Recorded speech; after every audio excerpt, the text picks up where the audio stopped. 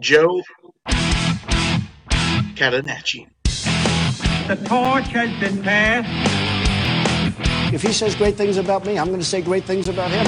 I have no doubt that he's an unwitting agent of the Russian Federation. I mean, the man has very strong control.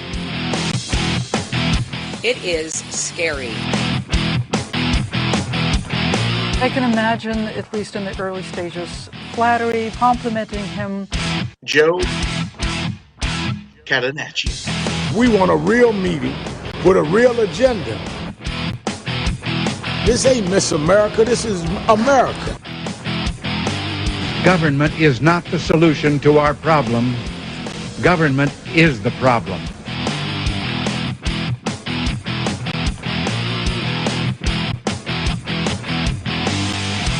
Joe Catenacci.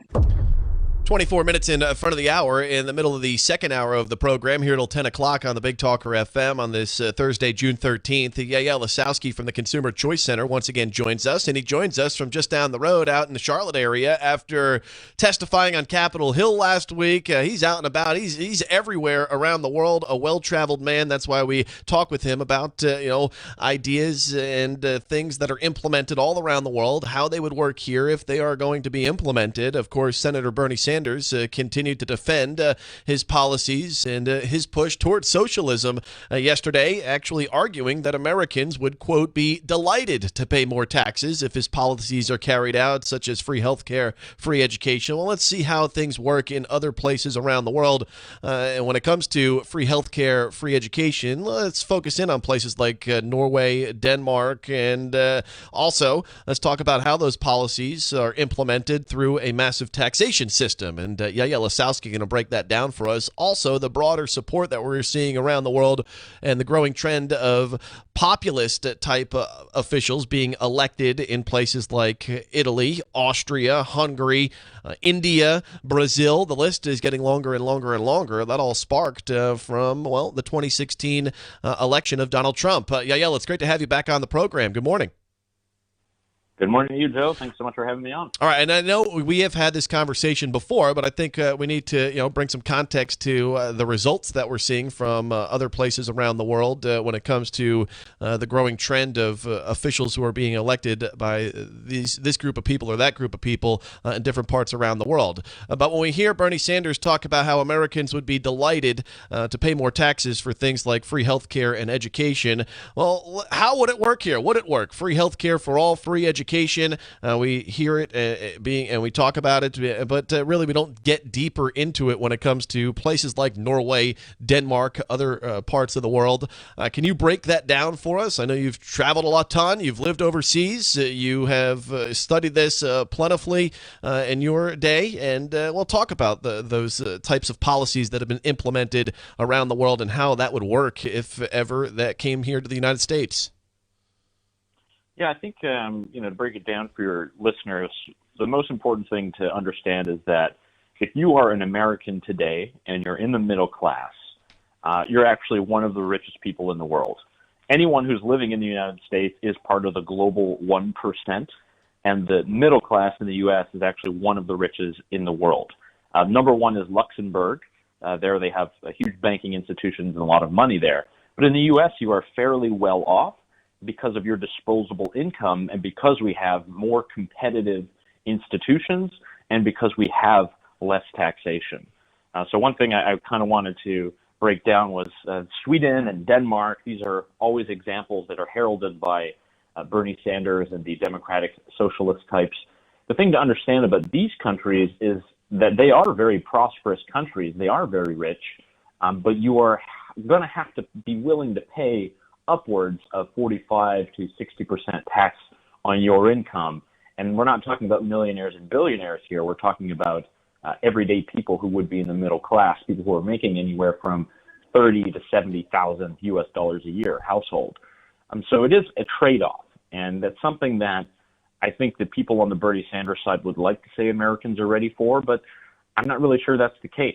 I think there's a lot of issues in our country that people are very cognizant to think about and talk about, and I think that's one reason why Trump was elected. But if you look at these other countries, if you look at Norway specifically, this is a country that is very close to the U.S. in terms of their middle class and how much income they have after taxes, but it's also an oil state. They make huge amounts of money from the oil industry. They're huge exporters, and they also serve as a great bridge between Russia and Europe. So they're swimming in cash, and that really allows their system to benefit a lot more than, let's say, the system in France or in Germany.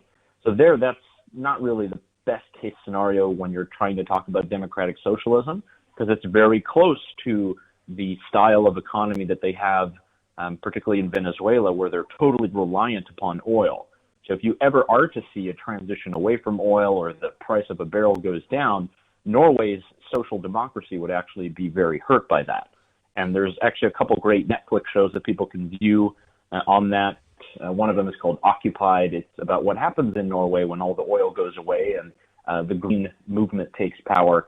And so that's something that you really have to think about there. When it comes to Sweden and some of these other countries, again, there's a lot of great companies that come out of that. Anyone who's been to an IKEA knows that's a great Swedish innovation. But then you're going to have to trade your ability to make more money for this kind of very secure social safety net that a lot of people in Sweden have. I have a lot of friends who are activists in Sweden who are still trying to change the system. It's not as if everybody is gung-ho happy. They have political debates much like we do. And there's a very large free market movement that would like to lower taxes, that would like to shrink the size of the state. So this is still happening a good amount. When it comes to healthcare and it comes to education, that's something important to always think about. Why do we here in the United States have so many people who are trying to apply to our universities? It's because the quality of the education is way higher. And the same applies to healthcare. The greatest specialists in the world when it comes to orthopedic surgery, when it comes to cancer research, when it comes to pharmaceuticals, are based in the United States. Our institutions have been able to create these models, been able to create these innovations, and you do have a huge influx of foreign students across the U.S. Anyone who's been to a four-year college in the last few years knows this and has seen the amount of foreign students on campus because we have better universities. They're constantly marked at the very top of all quality lists, some of the best education you'll find in the world. You can settle for an okay education in Sweden. You can settle for an okay education in France. The issue is you're not going to have the levels of specialization, the levels of innovation that we are able to have here in the United States. Now, again, there's plenty of problems, plenty of things to discover, but when you really look into the facts and figures, this kind of democratic socialism dream that Bernie Sanders believes is happening in Europe is really anything but. And for the people who support it, obviously they're going to be in favor and they're very willing to pay that high level of taxes. But if we look at the example of France with the yellow vests, les gilets jaunes, who've been protesting now for almost a year, when they were faced with higher taxes, they couldn't take it anymore. And they have a very small middle class, and people who are trying to get by every day weren't able to pay that additional tax for fuel. So that's the kind of question, and that's the thing that we're always trying to deal with. But overall, if you look at the numbers, the person in the United States who's in the middle class, who is middle income, has way more disposable income than any country in Europe. And I think we can go right from there with that. Yaël Ossowski with the Consumer Choice Center here, breaking down things a little bit further and deeper than, I have heard anywhere at any time related to the broader conversation, related to how some elected officials and others here in the public light in our country want to push the U.S. Towards policies that lean towards Europe and other parts around the world. That being said, you talk about disposable income for Americans. Do you, in my mind, even I would say some supporters, particularly younger people that are just making their way in the world, that are big-time supporters of maybe a Bernie Sanders, they're all gung-ho about it until maybe then it's time to pony up when it comes to implementing these policies and then actually going forward with a taxation system where you're giving 60% of your income to the government. I think all well and good, free education, free healthcare. Well, then when it's time to do it, would these young people be as supportive as they are right now, given that that they may not be in the workforce or may not have yet started adulthood, so to speak? Yeah, and even the best systems in the world that do exist for healthcare, when you look at the rankings, these are not fully government systems. The UK is a good example. It's the NHS. It's brought up a lot in the Brexit talks. The National Health Service is revered by most people on the left in the UK and broader society at large. But that's a totally public system run by the government. The better systems that exist in places like Sweden or in Switzerland are actually mixed. So yes, you have a government guarantee of universal coverage, but the providers are all private and everyone is competing. Prices are transparent, and there's a way that you can have medical innovations. And that's something that you just don't see in these more government-type systems. So the examples I would offer to your listeners are both in the UK and then also in many provinces in Canada. And in many parts of Canada, it's illegal for you to try to find any kind of private health clinic, which is just unfathomable to the rest of us. You have emergencies or you have a specialization, some kind of procedure that you need. We're very lucky here in the United States that we're able to get particular procedures, medicines. We're able to do that because the law allows competition. Not to say that it's perfect. There's plenty of issues with it, plenty of issues with pricing and transparency and middlemen, and there's a lot of things on the table to change that. But still, to have a kind of one program that will fit everyone, it's not working very well. Where I live most of the year in Austria, the issue that we have there is the elder, sicker people are using the system constantly. And for you as a young, healthy person to try to access the system, it's actually very difficult. And even for routine procedures, there are waiting lines. There are hoops that you need to jump through. There's sometimes months on end where you need to wait for particular procedures. So again, it comes down to priority. Do you want to have a system where everybody's going to be treated exactly the same, but of a lower standard? Or do we want to offer people that next level where institutions can compete and you can get access to high quality care if you're willing to pay for it? There's a reason that many doctors, particularly in Europe, are actually trying to move to the United States. It's a much better model for doctors. It's a much better way for them to actually get paid for the hours and hours that they have to study and learn their craft. I mean, that's incredibly important. So are we going to see that in the United States, this kind of broad-based system? I don't think so. And I don't think that people would really stand for it if they actually saw what it meant, if they actually had to sit in these waiting rooms and actually had to put their names on a waiting list for particular procedures. So that's definitely, when it comes to healthcare, very important. And it comes down to the price tag. Another thing not mentioned in Europe, and actually I will give praise to President Trump on that, most European countries don't necessarily pay for their own defense. Through NATO, some countries do kick in a little bit, but most countries are not meeting their obligation. So the U.S. is effectively subsidizing the military spending of many countries in Europe. So that's another thing to look at, is how much these countries do have democratic socialism, let's say, but are very reliant upon the United States, not just for the military spending, but also for the great innovations that come out of the pharmaceutical industry. That's something that's talked about a lot here, is the prices of certain medications and pills, and everybody's had some pill that has been way too expensive that they've had to take. But if we look at the prices in other countries, they're much lower. The reason for that is because all the innovation, the research, everything is done here in the United States, and then these companies are forced to negotiate with these countries and really offers subpar to what we have here. So they don't have access to the best medicines. They're going to get access to the standard medicines at whatever price is negotiated between the government and these companies. But again, all that innovation is coming from the United States. So while we can talk about democratic socialism in Europe all day long, it really would not exist were it not for the power and the sheer force of the entrepreneurial system in the United States. Yaël Ossowski with the Consumer Choice Center. It's amazing. In just about 15 minutes, you broke down a conversation that is often left untouched by many. And in your mind, why do you think that we scratched the surface on this? And because I guess we live in a world of sound bites and 10-second clips, and we can't have an actual in-depth conversation about these things and actually talk about the solutions to problems, or coming up with newer ideas, or giving a fresh take and a real look at things that go on around the world and in this country. Why is it in your mind that we can't get some more substance, like a more substantive conversation like we just have had here, as compared to what we hear maybe on talk radio or the news on the day-to-day? I think it's because people are looking for solutions. And it's much easier, I think, at the end of the day, for people to just say, hey, look, We have a problem in this area, whether it be school loans or whether it be the cost of health care.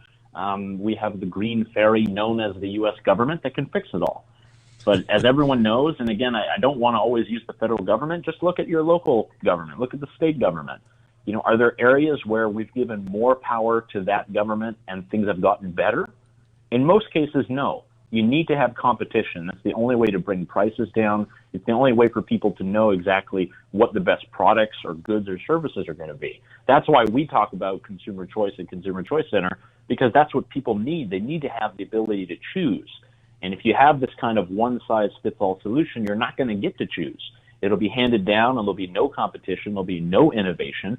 And, that's unfortunately what we're up against. And it's really up to people who want to criticize this to put forward positive ideas. And there's a lot of them. There are think tanks across the country who are churning out great ideas, who need help to try to translate that to the broader public.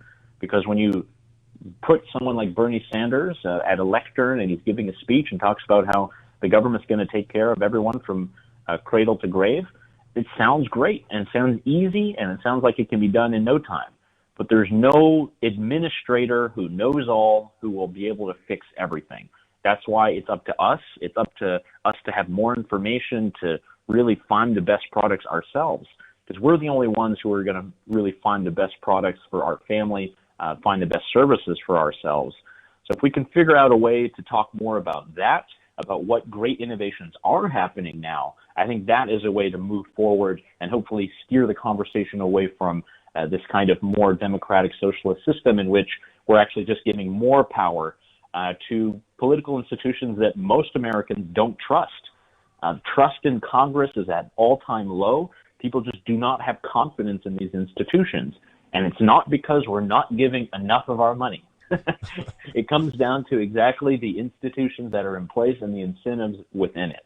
So the more that we can do to tell people, look, there's better ways that we can do this. We need people to compete more. We need a better, more robust market. Let's weed out the bad actors. That's the best way that we're going to have better quality education, better health care, and hopefully get on the right track. Yaël Ossowski from the Consumer Choice Center with us here this morning. An interesting conversation, a deeper conversation than you're going to hear anywhere else over the last 25 minutes on some of the ways things are run in other parts of the world, how and if it would be implemented here, what you'd be willing to sacrifice in order to do so. As again, Yaël began the conversation, even the middle class here in America, combined household income is $65,000, $70,000 a year. We're talking about the top 1% globally around the world. Yaël, as always, man, great conversation, and I'm going to get with you soon. We'll get you back here on the program right around the corner here. All right. Thanks so much, Joe, and thanks to all your listeners. Have a good day. Yaël Ossowski with the Consumer Choice Center. It's amazing that people don't tap into resources like Yaël and other like-minded thinkers to present these ideas to you, make your head turn a little bit and churn a little bit with information and things that you can use to, not attack, but counter some of the arguments that you may hear across the dinner table from some of your Looney Tune friends out there who think free this, free that, more government control is the way to operate here in the United States of America. We're 7 minutes in front of the hour. We're going to take a quick time out. Didn't even get to one of the other topics that I wanted to discuss with Yaël here this morning. On the recent trends that we're seeing across the country, several nations placing anti-establishment type groups and people in power, many of which advocate for stricter immigration policies across their lands. And we can get you a list of those countries and the officials after the break. We're going to have a tight, quick segment after this.